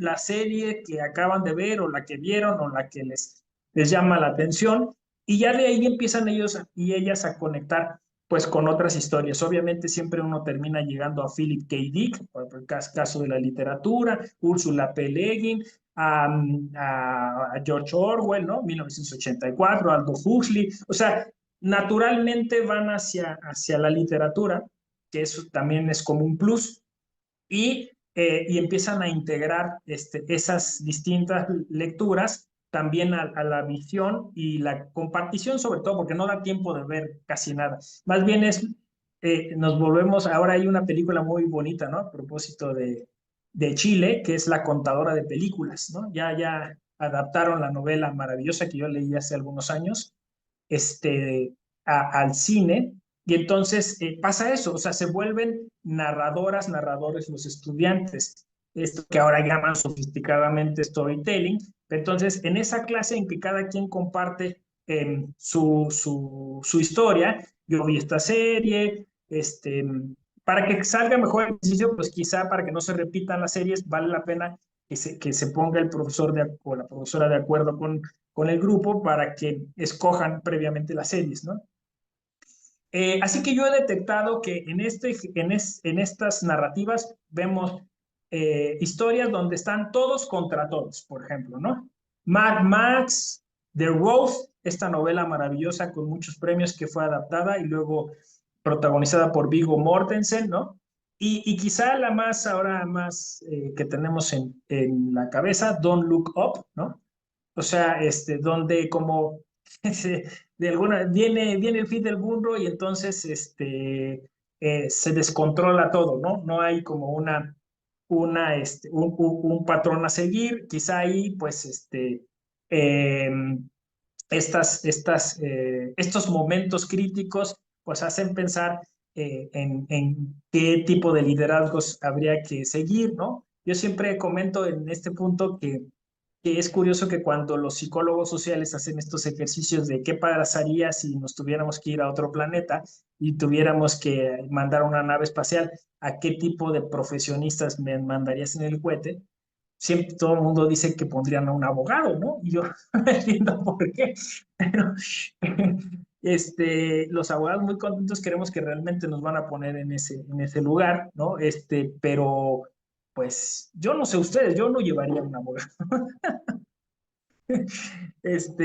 No sé, porque creen que alguien tendrá que hacer las leyes o plantear los sistemas de justicia, ¿no? Pero es curioso ese ejercicio.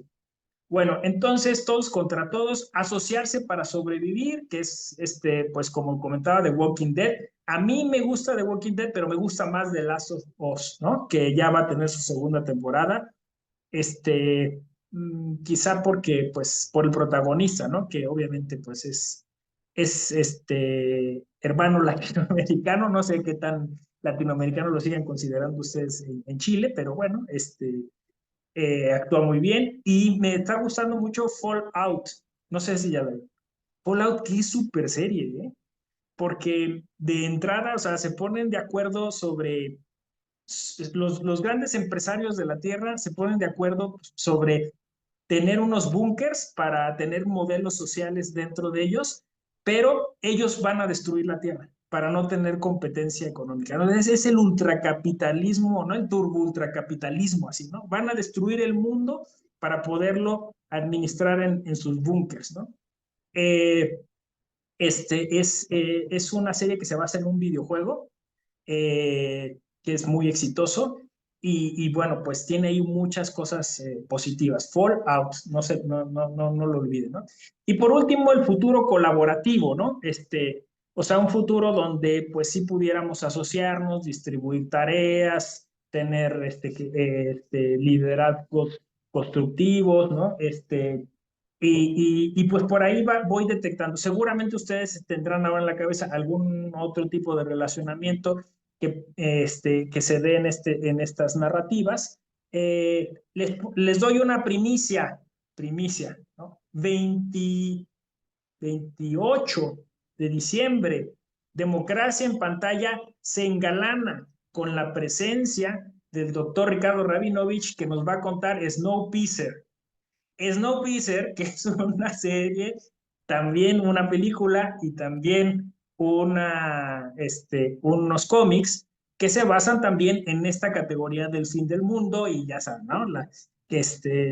Unos contra otros, se organizan, conspiraciones, ¿no? Pero es el futuro, en un futuro en el que, pues, el congelamiento de la Tierra nos va a llevar, pues, a hacer cosas no tan agradables, ¿no? Entonces, ahí, quien me siga en redes sociales, por ahí voy a compartir el estreno de este programa que tenemos justo a final de año para pensar el fin del mundo, pensar qué derecho queremos, ¿no? Snowpiercer es un universo muy bueno para estas cosas. Bueno, voy cerrando temas, tengo 5 minutos. Bueno, pues todavía tengo 5 minutos. ¿Qué quiero compartir con ustedes? Primero, ya les había comentado el tema democracia versus autocracia, que es lo que siempre se presenta.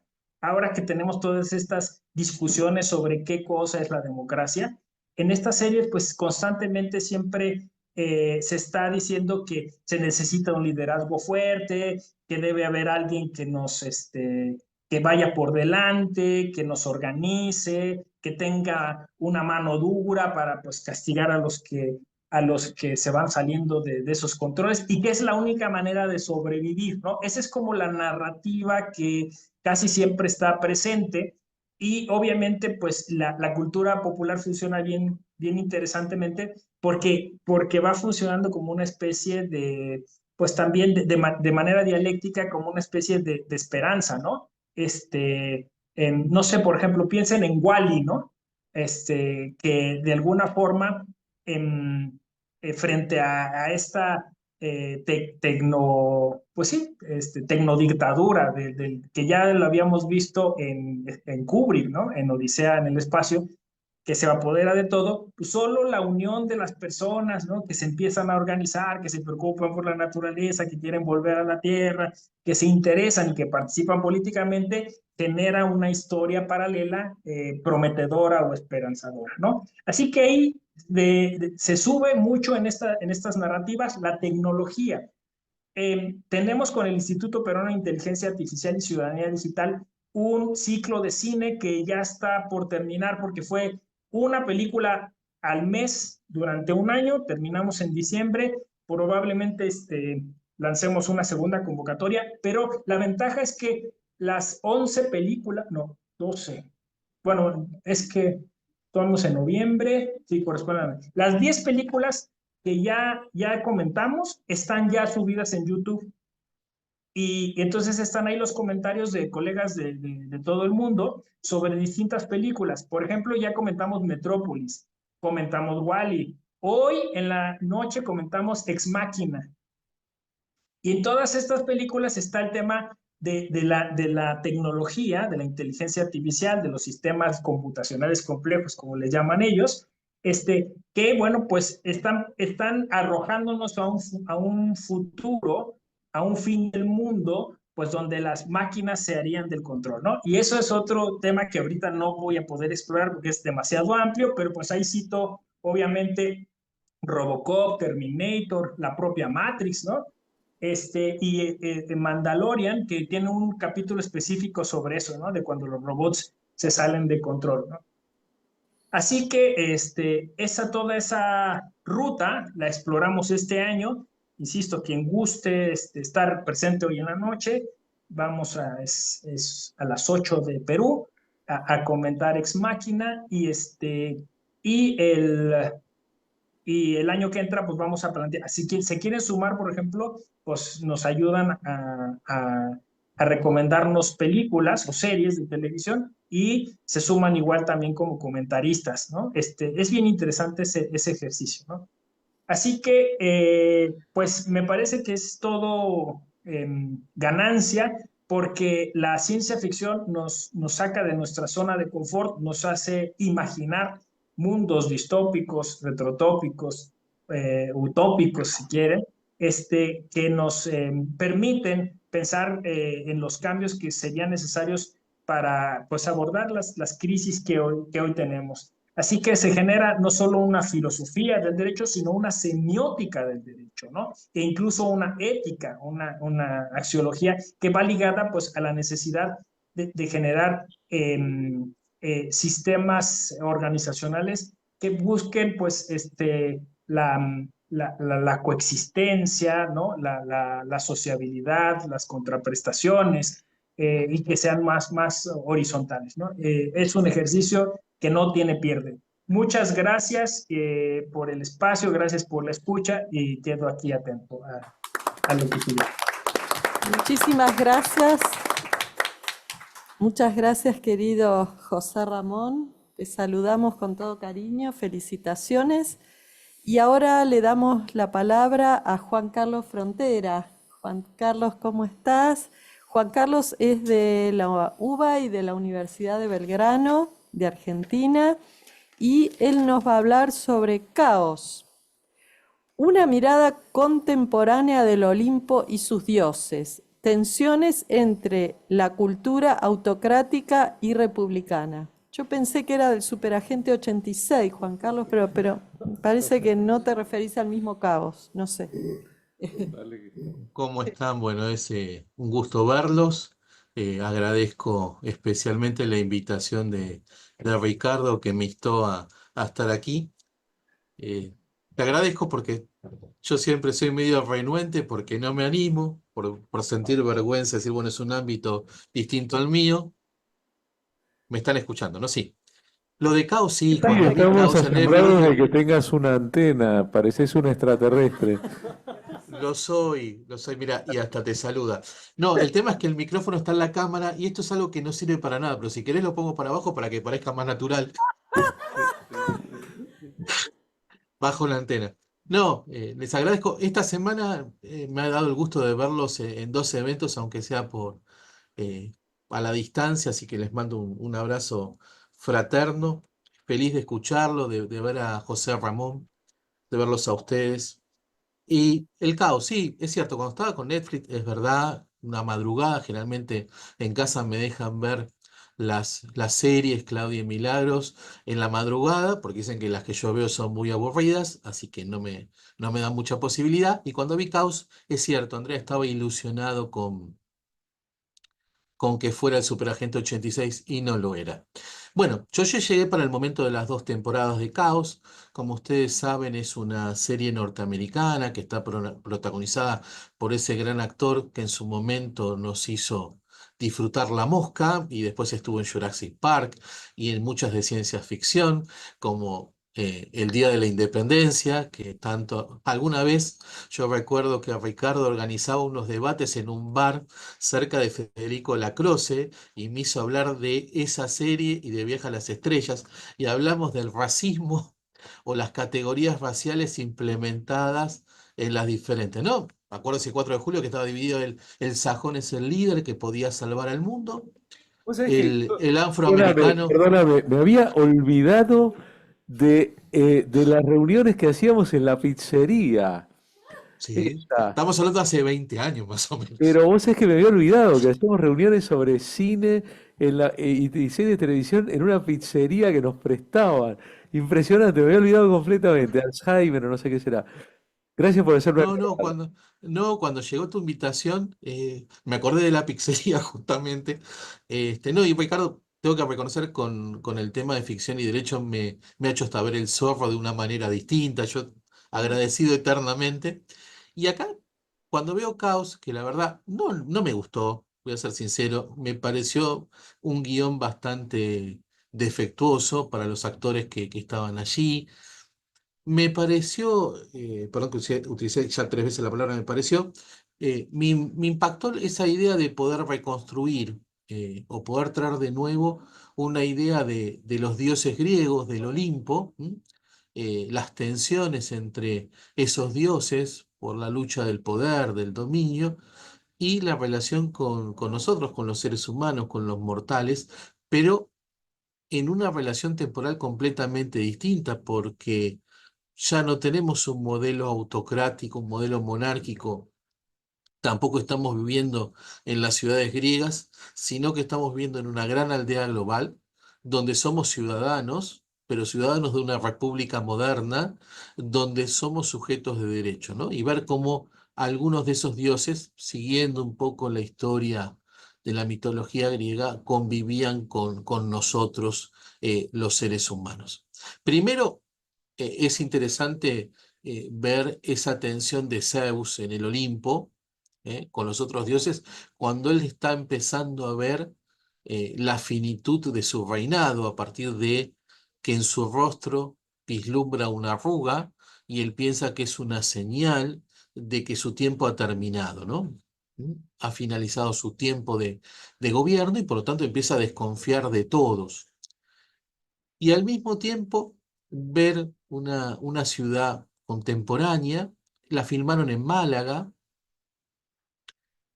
les aclaro que tuvo solamente 2 temporadas, eh, me dificulta un poco medir por minutos, pero acá explicaban cómo, cuando estaba leyendo para presentárselos, que había bajado abruptamente la cantidad de minutos entre el primer episodio y el segundo. O sea, se había perdido casi el 52% de quienes habían seguido y por eso se llegó a la segunda temporada para dar un final a la serie.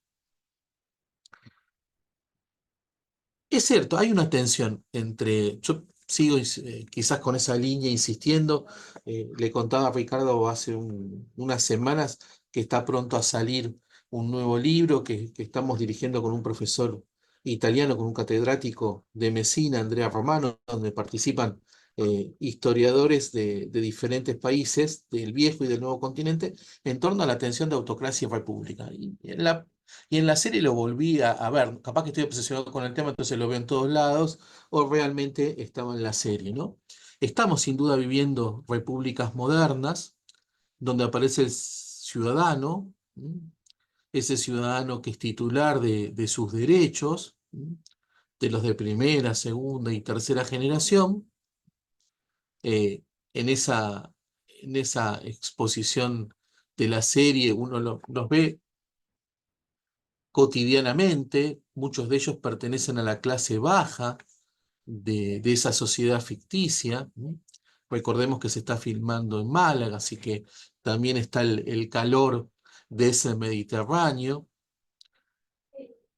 Pero por más que intentemos vivir esas repúblicas que estuvieron en el imaginario de Montesquieu y de grandes teóricos políticos y jurídicos del siglo XVIII y del siglo XIX, cuando llega el momento de la praxis política o de la interacción política, más que vivir una república, muchos meses estamos viendo tiempos de autocracia.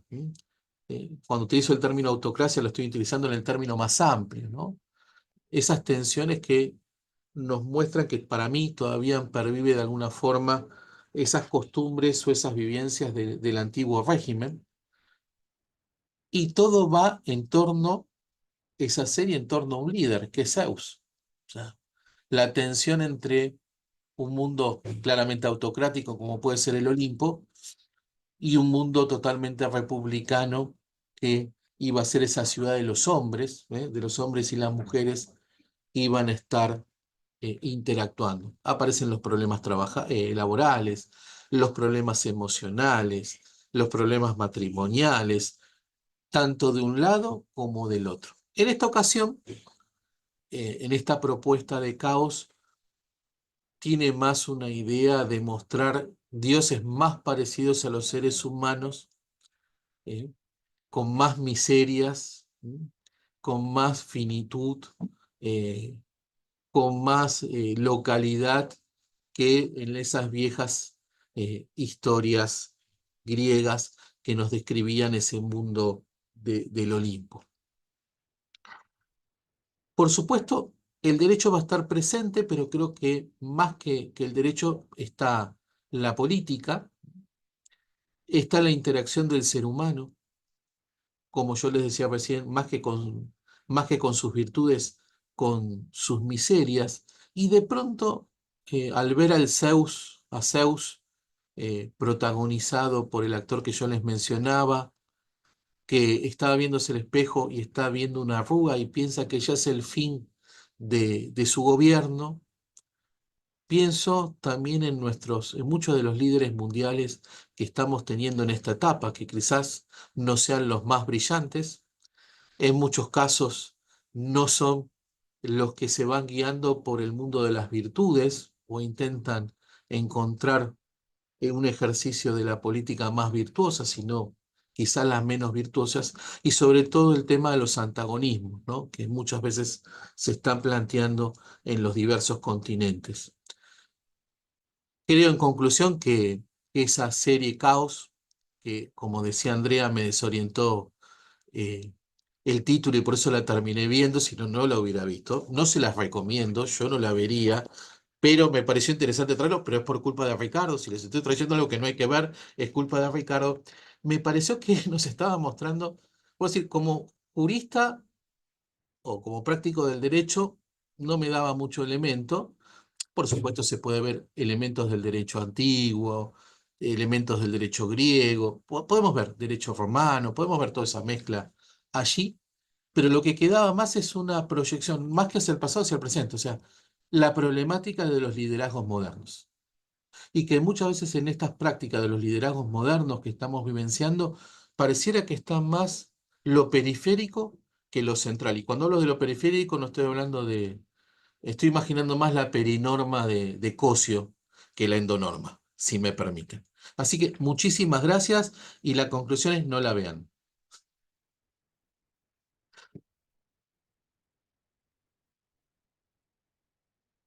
Juan Carlos. Agradecer de vuelta. Bien, nuevamente gracias, Juan Carlos, por tu divertida conclusión y por tu participación. Y ahora le paso la palabra a Gabriel Muñoz de Chile. Él nos va a hablar sobre Magallanes, un análisis de la vulneración de los derechos de la infancia en situaciones de conflicto bélico. Gabriel, tus 20 minutos. Muchas gracias, profesora. Agradezco también la invitación, un orgullo y un privilegio también poder participar todos estos años con ustedes y con el profesor Ricardo, que ya lleva muchísimos años en esta iniciativa de cine y derecho, al igual que usted, y al igual que Eddie, con quien mantenía mucho contacto por WhatsApp a raíz de las actividades que también estábamos coordinando con las actividades de cine y derecho, y de ver también a otros profesores de la escuela, don Álvaro, la profesora Jimena, a quienes también conozco. Un agrado estar con ustedes. Y antes de entrar en esta película Magallanes, que les voy a comentar por qué la elegí, quería comenzar señalando que cada vez que me ha tocado exponer, he elegido una película con una temática diferente. Y resulta muy interesante ver cómo el cine puede ser tan decisivo en el derecho. El año anterior me correspondió exponer con la película de Joker, El Guasón, la primera, porque la segunda derechamente la encontré mala, perdónenme, pero no me gustó, por si hay algún fanático, pero encontré que había mucha diferencia. Ya se habló ayer con unanimidad negativa. Perfecto, muchas gracias. Y quería partir con esta película muy brevemente, porque uno dice, ¿qué relación puede tener el Joker con el derecho? Pero vemos que en esta película existe un conflicto muy profundo con el derecho a la identidad. ¿Cuándo se transforma en el Guasón? ¿Cuándo se transforma en The Joker el protagonista? A raíz del clímax que se genera en la película, que es cuando le revelan que no es el hijo, en este caso, de Bruce Wayne, ni de su madre. Esto genera una alteración tan significativa en el personaje que lo convierte en este payaso de la sonrisa nerviosa y en un personaje negativo. En consecuencia, ¿quién creó al Guasón? El derecho a la identidad. ¿O no? ¿Se fijan? Ahí está el conflicto. Años atrás expuse sobre la película Bastardos sin Gloria. Otra gran película también del cine, con un personaje que yo digo admiro mucho, no una admiración por lo que es en la película, pero sí por una actuación magistral, que es la de Hans Landa. Personaje culto, elegante, refinado, que habla 4 idiomas y que pareciera ser, nos da a entender la película, un nazi de tomo y lomo. Pero resulta que al final parece que no era tan ligado al nazismo, porque termina construyendo y generando puentes con los aliados y una especie de contratos para precisamente derrocar al nazismo. Entonces se transforma en una figura de negociación y de mediación, que también guarda una importante relación con el derecho. Así podemos encontrar en todas las películas y en todo el cine una profunda vocación que de una u otra forma nos ayuda para comprender mejor también lo que es la enseñanza del derecho. Y en esta ocasión, y para acotarme también al tiempo que tengo asignado, elegí una película peruana, Magallanes, a raíz de los contactos con mi amigo Eddie, que me invitó a exponer en el Tribunal Constitucional del Perú sobre este tema a raíz del aniversario de la Constitución peruana. Y acá sí que voy a utilizar spoilers, les pido disculpas, pero voy a tener que hacerlo. Porque claramente esta película creo que no la conoce nadie, salvo Eddie, pero nunca la han dado en televisión ni tampoco está en las plataformas digitales. Y Magallanes es una película peruana que refleja las crudas heridas que provoca en Celina, una joven indígena que es quechua, la cual para su negativa fortuna se encontraba en la localidad de Ayacucho, en el marco del conflicto armado que existió entre el ejército de Perú y la agrupación terrorista Sendero Luminoso. En ese contexto ella fue secuestrada por miembros regulares del ejército peruano para ser utilizada como esclava sexual del coronel en la unidad. Pasan aproximadamente 25 años, la protagonista crece y Celina se encuentra trabajando en difíciles condiciones económicas en una peluquería para mantener como madre soltera a su hijo que se encuentra en una situación de discapacidad, el cual presuntamente habría nacido por los abusos a los cuales ella fue sometida. Y en una ocasión solicita un taxi. Y aquí viene el protagonista junto a ella, que se llama Magallanes, que es un militar retirado de frondosa barba, el cual oculta su rostro al reconocer a la mujer, a Celina, ya que el coronel de su unidad, junto a él, fueron quienes abusaron de ella. Y Magallanes, en forma paralela, se desempeña también como ayudante de aquel retirado coronel, que ahora ya está en una situación de demencia senil, en silla de ruedas y con nulos recuerdos del pasado.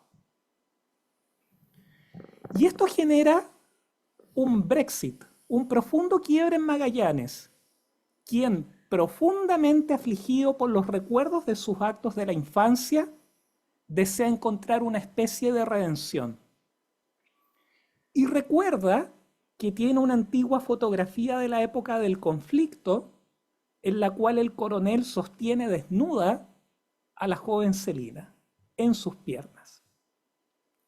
Y esto lo va a utilizar para extorsionar a su jefe, al militar, al coronel, y al hijo de este, que es un abogado de gran capacidad económica, pidiéndole una cantidad de dinero para no divulgar la fotografía, a cambio de ello, de mantener el silencio y el anonimato con esta situación de abuso sexual. Y resulta que el letrado accede a la entrega del dinero. El hijo de este coronel en retiro para evitar que se divulgue esta fotografía. Pero en el sobre que se le entrega a Magallanes habían solo papeles. Es decir, estafaron a Magallanes por utilizar una palabra poco conspicua a la luz de lo que había ocurrido. Esto genera una gran ofuscación en Magallanes y cuando el profesional, el hijo de este coronel que cometió el abuso, se encontraba saliendo de su propiedad, procede a secuestrarlo para lograr obtener la cantidad de dinero que se pretendía. En forma paralela, Magallanes concurre a la peluquería donde trabaja Celina y allí, al afeitar su barba, lo reconoce como uno de los soldados junto a este coronel respecto de los cuales cometió el abuso. Y el protagonista Magallanes le dice: ahora voy a hacer lo posible por ayudarte y reparar las heridas del pasado, ofreciéndole dinero y sin indicar expresamente la situación de secuestro que en forma paralela estaba realizando respecto del abogado hijo del coronel, pretendía ayudarle. A lo cual Celina se niega. Pero en forma paralela, la policía peruana, junto a los empleados que trabajan para el abogado, descubren que todo esto es parte de un complot, que es parte de un plan. Y todos son detenidos. Son detenidos Magallanes, Celina y el profesional, el abogado que se encontraba secuestrado. Y acá revelan la veracidad de los hechos. Y se genera el clímax de la película que está en idioma quechua. Y esto es lo más interesante. Y dice lo siguiente traducido, cuando le dan la palabra a Celina, que estaba detenida. Dice: dinero, plata, en la cabeza de ustedes solo existe el dinero. Dándome este dinero que pretendía darle Magallanes, ¿ustedes acaso van a curarme de todo lo que me han hecho? A mí, a mi padre, a mi madre, ¿van a hacerlos vivir con este dinero? Desde el inicio, ustedes han hecho lo que se les ha dado la gana con mi persona. Mis derechos los han pisoteado. ¿Para qué estoy aquí? ¿Ah? ¿Para qué estoy aquí? ¿Hasta cuándo voy a esperar? Mis derechos están pisoteados ahora también. Ya no tengo miedo de ustedes por todos los abusos que sufrí. Y acá yo soy inocente. No tengo miedo de ti, ni de él, ni de nadie. El miedo lo perdí cuando era una niña. ¿Qué dilema nos presenta esta película Magallanes? Que el protagonista pretende realizar una situación, un acto inicuo, injusto, para obtener un resultado justo. Es decir, extorsionar a sus antiguos jefes con no divulgar estas fotografías y estos recuerdos de la situación de abuso para obtener una cantidad de dinero y entregársela a la protagonista.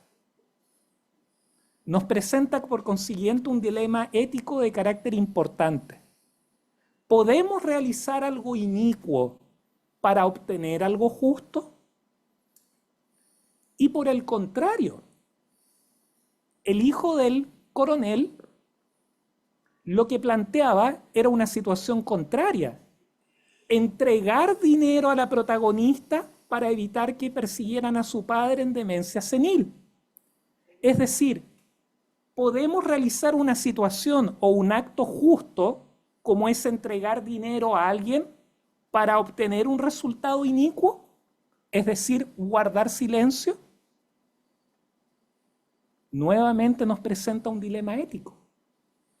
Todos podríamos pensar que la ayuda económica para la protagonista sería lo mejor, pero ella misma reconoce al final de esta que ninguna ayuda ni ninguna entrega monetaria va a reparar las heridas del pasado, generándose este dilema de lo ético, de lo moral, de lo inicuo y de lo injusto con respecto al actuar de los protagonistas. Y digo, la película adquiere especial relevancia en el marco del siglo XXI, porque recién en el año 2023, el 5 de agosto, a instancias de la UNICEF, en la ciudad de Oslo, en Noruega, se llevó a cabo la conferencia sobre protección de niños en conflictos armados. Y en ella se informa que entre los años 2005 y 2022, la Organización de Naciones Unidas ha verificado que existen 315.000 violaciones graves de los derechos de la infancia en los conflictos de África, Asia, Medio Oriente y América Latina. Sin considerar a esto con respecto a la situación de Medio Oriente en la actualidad, que va a hacer que el número se incremente notablemente. Y esto ocurre, lo que más llama la atención, en pleno siglo XXI, donde existe supuestamente una serie de tratados internacionales que todos conocemos, guiados por la Convención de los Derechos del Niño, que buscan protegerlos. Mucho se habla de los derechos del niño, del derecho a la educación, del derecho a su integridad física, del derecho a su integridad psíquica, del derecho a vivir en familia. Pero existe una situación de invisibilización bastante profunda de los derechos de los niños en las situaciones de conflictos armados. Muy pocos hablamos de los niños y de los abusos y del quebrantamiento de sus garantías más esenciales en el marco de cualquier conflicto bélico. De hecho, en los conflictos bélicos, ¿de qué hablamos? De números. Pero hablamos de niños prácticamente nunca. Y en ese sentido quiero terminar, para no extenderme más, con una frase de Catherine Russell, que es directora ejecutiva de la UNICEF, quien profundizó en este tema y señaló que cualquier guerra siempre es en última instancia una guerra contra la infancia. Toda guerra siempre es una guerra contra la infancia. No olvidemos nunca esto, por favor, porque tendemos a generar que todo conflicto bélico es de los adultos. Ella misma indica que la exposición a los conflictos tiene un efecto catastrófico que transforma la vida de los niños y niñas. Aunque sabemos lo que hay que hacer para protegerles de la guerra, el mundo no hace lo suficiente. Y más aún, no lo ha hecho nunca. Protege derechos de adultos, pero no de niños en tiempo de conflicto.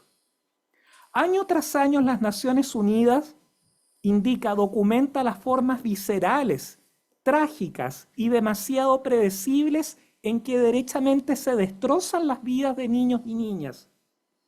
Y nos incumbe a todos garantizar que no paguen ellos el precio de la guerra de los adultos y se adopten las medidas audaces y concretas que son necesarias para mejorar la protección de algunos de los niños y niñas más vulnerables del mundo. Quiero concluir con esta frase porque derechamente en los conflictos armados pareciera ser que en pleno siglo XXI y año 2024 no existen los derechos del niño, sino que existen los derechos de los adultos y los derechos del niño parecieran ser una consecuencia, un factor secundario a lo que señalan los adultos.